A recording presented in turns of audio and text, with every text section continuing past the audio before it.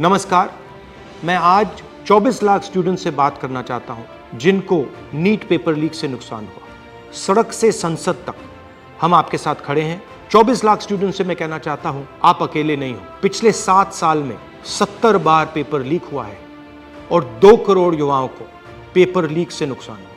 एक साथ हम ये लड़ाई लड़ेंगे और ये लड़ाई जीतेंगे। मेन इशू जो है वो हमारा पेपर लीक है। Sir, it's not only about 24 lakh NEET students, it's about whole family. There was a digital leak also this time. हमारे सोशल मीडिया अकाउंट्स बैन किए जा रहे हैं, हमारी वीडियोस डिलीट की जा रही हैं। मेरा माम पूरे सा हम लोग नहीं हो पाता। और आपके हाथ में, अगर आप क्लैरिटी से खड़े हो गए और पीछे नहीं हटे, उन दोनों को आपकी बात माननी पड़ेगी।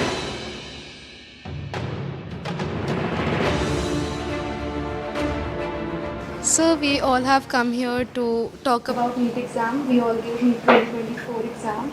And most of us are 620 plus above who are sitting in this room. Last year 610 was the cutoff. बाकी cutoff 657 पहुंच गई है। 630 जो बेंचमार्क होता है एक रिस्पेक्टेबल स्कोर का, उसमें देखो कंपटीशन तो बढ़ता है। तो जो इन्फ्लेशन रेट है वो 40% से सीधा 400%। सर सिर्फ ये बोलना कि कंपटीशन बढ़ गया और पॉपुलेशन बढ़ गया, I don't think this justifies the statement. तो जितने भी सो कॉल टॉपर्स थे 720, 715 एंड 718, 709, उनके जो एक्चुअल मार्क्स थे probably they are below even 640.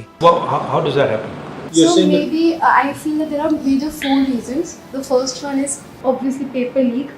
Second was that there was a digital leak also this time, like on Telegram channels, or majorly there were other platforms as well.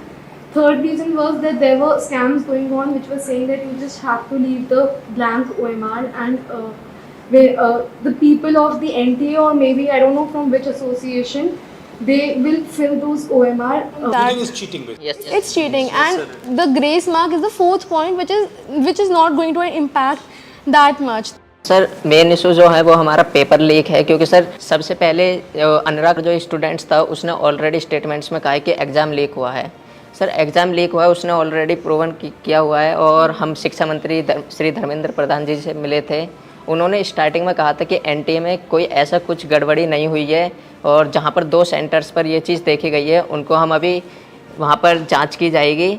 और हमने मांगे रखी थी कि रीनीट होना चाहिए और सीबीआई जांच होनी चाहिए, बट उन्होंने सीधा जो आंसर दिया था वो दिया था कि सब चीज़ हम सुप्रीम कोर्ट की मानेंगे, जो सुप्रीम कोर्ट फैसला करेगा वही माने। बट सर सुप्रीम कोर्ट ने डायरेक्ट जितने भी केसेस हम PIL डाल रहे हैं लोग इस चीज़ के ऊपर, डायरेक्ट जितने भी फैसले हैं वो सारे 8 जुलाई को दिए जाएंगे। बट उससे पहले स्टूडेंट्स पर इतना स्ट्रेस बढ़ रहा है, इतना प्रेशर पड़ रहा है। सर हमारे पेरेंट्स भी इस चीज़ से दुखी हैं कि बच्चा मतलब इतने मार्क्स ला रहा है कि वो एलिजिबल है हर साल के अकॉर्डिंग। बस मेन जो डिस्टर्बेंस हुई है इस एग्ज़ाम में वो है एक तो पेपर लीक, और दूसरी जो स्टूडेंट्स जो NTA ने ग्रेस मार्क्स दिए वो तो एक छोटा सा उन्होंने ग्रेस मार्क्स दिए वो अपने पेपर लीक को छुपाने के लिए। सर इतने दिन से आपको पता है कि गर्मी कितनी है, कुछ लोग गर्मी से मर भी रहे हैं, लेकिन सर हम स्टूडेंट्स और हमारे पेरेंट्स रोड्स पर इतनी गर्मी में सर लड़ रहे हैं इंसाफ के लिए, लेकिन सर हमारे लिए कोई भी कार्रवाई नहीं कर रहे हैं, ना ही हमारे इंसाफ के लिए कोई कार्रवाई कर रहे हैं। क्योंकि सर हमारे सोशल मीडिया अकाउंट्स बैन किए जा रहे हैं, हमारी वीडियोस डिलीट की जा रही हैं। हम अपने लिए आवाज़ उठा रहे हैं, उनसे रिलेटेड जितने वीडियोस सर कोई भी गलत कंटेंट नहीं है, हम सिर्फ आवाज़ उठा रहे हैं अपने इंसाफ के लिए।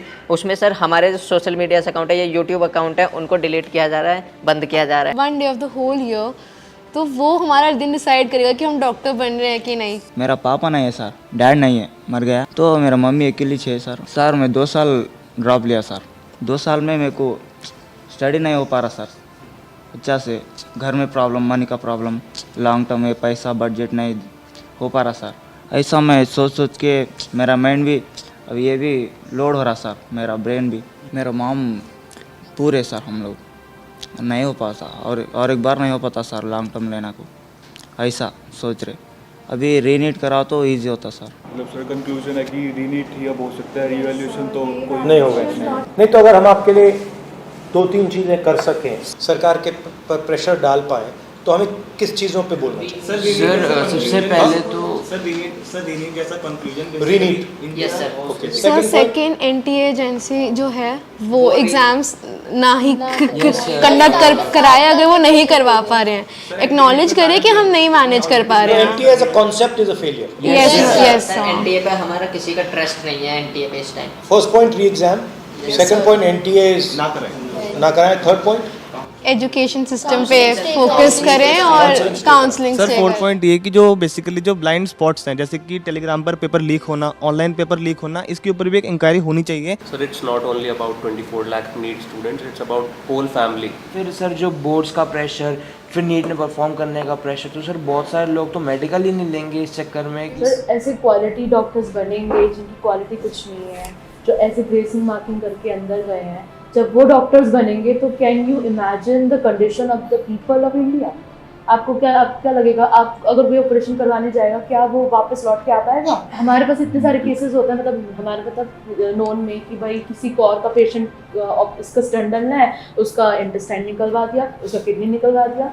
सर ऐसे केसेस, ऐसी मिसहैपनिंग्स इतनी बढ़ जाएंगी, we can not imagine. Sir जो ये रीनीट का कॉन्सेप्ट है और जो ये रीनीट का कंक्लूजन है, ये बेसिकली दो ही बॉडीज़ हैं इंडिया में जो इसकी पावर रखती हैं। First of all supreme court, जिसमें हम अभी काफ़ी ज़्यादा डिपेंडेंसी शो कर रहे हैं, and second ministry of education. Ministry of education ने यूजीसी नेट का एग्ज़ाम भी कैंसिल किया और उसके अंदर लाइक 1 डे के अंदर उन्होंने एग्ज़ाम कैंसिल कर दिया। एक्चुअली ये दोनों ने इसलिए किया है क्योंकि पॉलिटिकल प्रेशर आया है, यस क्योंकि आप लोग मतलब चुप नहीं बैठे हो। यस सर, वो दोनों इंस्टीट्यूशंस निर्णय जब लेंगे जब आप प्रेशर डालो। यस सर, अगर आपने ठीक से प्रेशर डाला और आप पीछे नहीं हटिए, और अगर आप काफ़ी स्टूडेंट्स आ जाएंगे तो वो दोनों इंस्टीट्यूशंस इसको कैंसिल कर दें। पावर ना कोर्ट के हाथ में है ना मिनिस्ट्री के हाथ में है, पावर आपके हाथ में है।